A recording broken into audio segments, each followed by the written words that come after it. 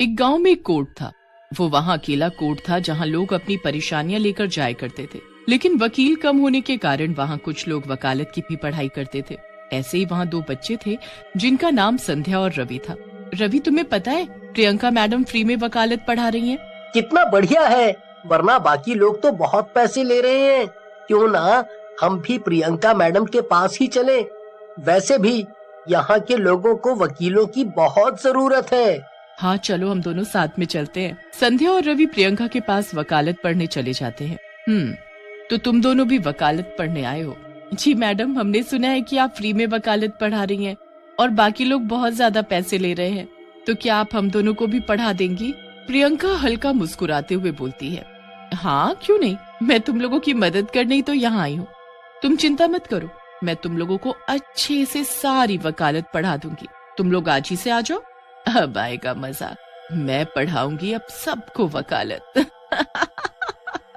रवि और संध्या प्रियंका के पास रोज पढ़ने जाने लगते हैं। उनको देख बहुत सारे बच्चे प्रियंका से वकालत सीखने के लिए तैयार हो जाते हैं।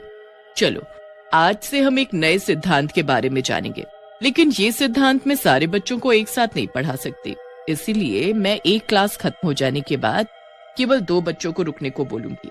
जो भी यहाँ रुकेगा वो नए सिद्धांत को पढ़ेगा और अपनी कॉपी में लिख के रख लेगा।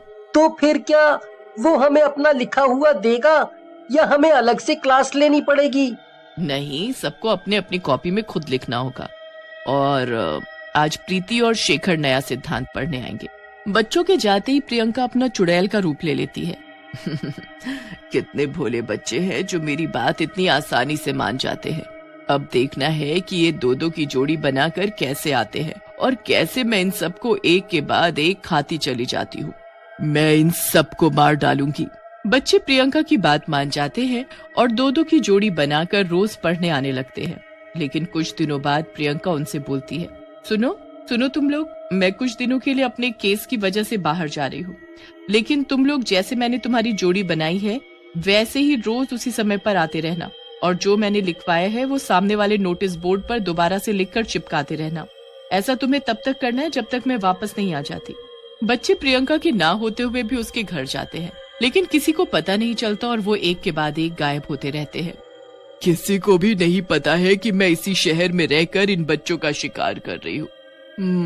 कितना सुकून मिलता है, रोज 2 शिकार खुद मेरे घर पर चलकर आते हैं। ऐसे ही प्रियंका रोज 2-2 करके बच्चों को खाती रहती है और उधर उनके घर वाले परेशान होते रहते हैं। रवि और संध्या बाजार अपने लिए कुछ नई किताबें लेने गए होते हैं। तभी उन्हें उन्हीं की क्लास के एक बच्ची की माँ दिखती है। बच्चों, तुम लोग यहाँ कैसे? तुम्हारी तो क्लास चल रही है ना? हाँ, चल तो रही है आंटी, लेकिन सिर्फ 2-2 बच्चों की। आज हमें नहीं जाना। 2-2 बच्चों की? लेकिन मेरा बेटा तो 10 दिन पहले ही गया था क्लास लेने और अभी तक नहीं आया। क्या तुम लोग मुझे अपनी उस टीचर का नंबर दे सकते हो? हाँ, नंबर तो आप ले लो आंटी, लेकिन मैडम अभी इस शहर में नहीं है। क्या पता आपका बेटा कहीं और चला गया हो। एक बार आप बाकी लोगों से भी पता कर लो। नहीं बेटा, वो आखिरी समय क्लास लेने ही निकला था और अभी तक आया नहीं है। मुझे बहुत डर लग रहा है। डरो मत आंटी, मैं जाकर मैडम के घर पर देखता हूँ। शायद वो वहीं रुककर पढ़ाई कर रहा होगा। जैसे ही कुछ पता चलेगा मैं आपको बताऊंगा। रवि और संध्या उस बच्चे की माँ से ये बातें करके सीधा प्रियंका के घर की तरफ चल देते हैं। अरे, वो आंटी तो कह रही थी कि वो बच्चा यहाँ आया था, लेकिन यहाँ तो कोई भी नहीं है।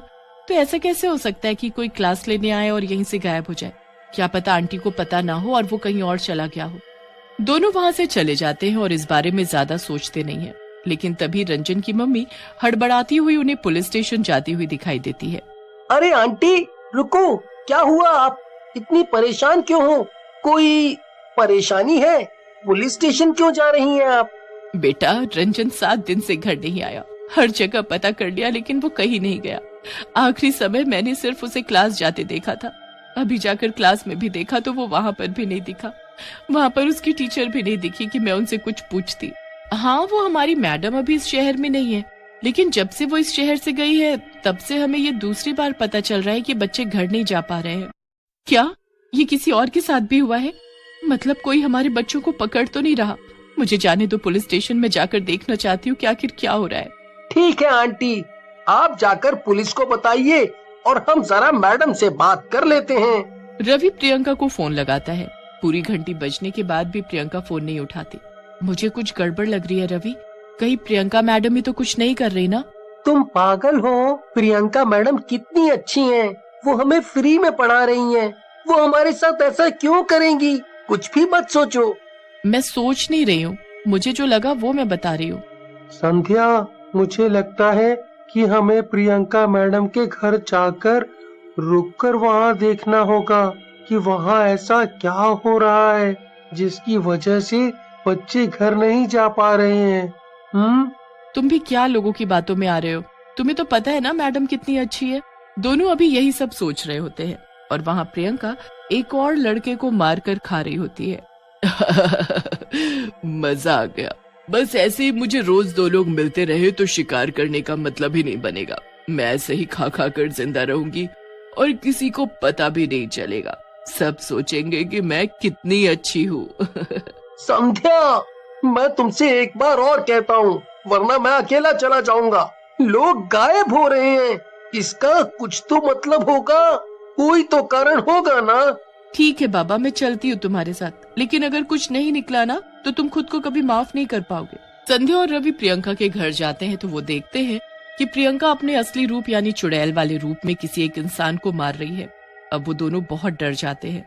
चल रवि, हमें यहाँ से जाना होगा, वरना वो हमें भी मार डालेगी। हम यहाँ से चलते हैं और फिर यहाँ कभी नहीं आएंगे। पागल हो गई है, मैं यहाँ से नहीं जाऊंगा।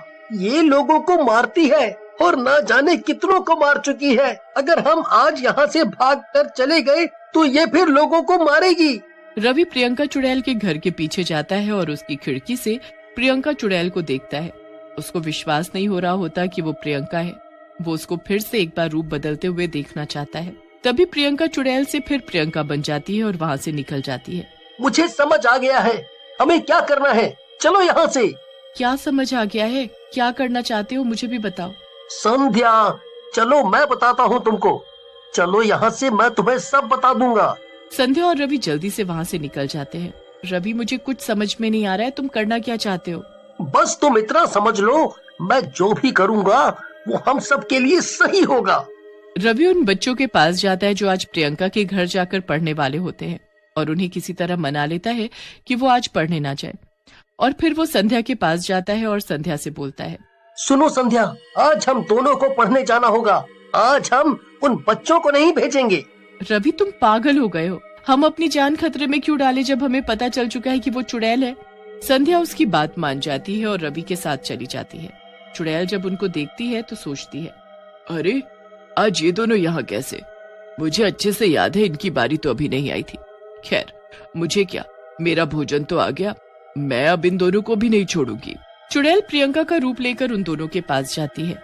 अरे बच्चों, तुम दोनों आज यहाँ कैसे? वो सब छोड़ो और ये बताओ तुम यहाँ कैसे? मैं तो आज ही लौटी हूँ। क्यों, क्या हुआ?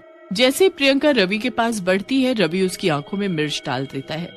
मिर्च डालते ही प्रियंका गुस्से में चुड़ैल बन जाती है। ये क्या होशियारी दिखा रहे हो मुझे? तुम लोग ये मत सोचना कि मैं कुछ नहीं कर पाऊंगी। रुको, तुम दोनों को अपनी जान से आज हाथ धोना पड़ेगा। इससे पहले कि चुड़ैल कुछ कर पाती, रवि अपने बैग से तेजाब की बोतल निकालकर उस पर फेंक देता है। अरे नहीं, मेरा चेहरा जल रहा है। अरे कोई बचाओ मुझे। ये तुझे तब सोचना चाहिए था जब तू दूसरे लोगों को मार रही थी। उन्हें कितना दर्द हुआ होगा, ये तूने कभी सोचा ही नहीं। हम तो तुझे नेक इंसान मानते थे, कितनी इज्जत करते थे तेरी हम सब बच्चे, पर हमें क्या पता था कि तू ही आस्तीन का सांप है। यही वकालत पड़ी है तूने। आज तेरा फैसला मैं करूंगा। तू वकील है ना, तो आज मैं तेरा जज हूँ। संध्या, भागो यहाँ से, मैं इसको जला कर आता हूँ।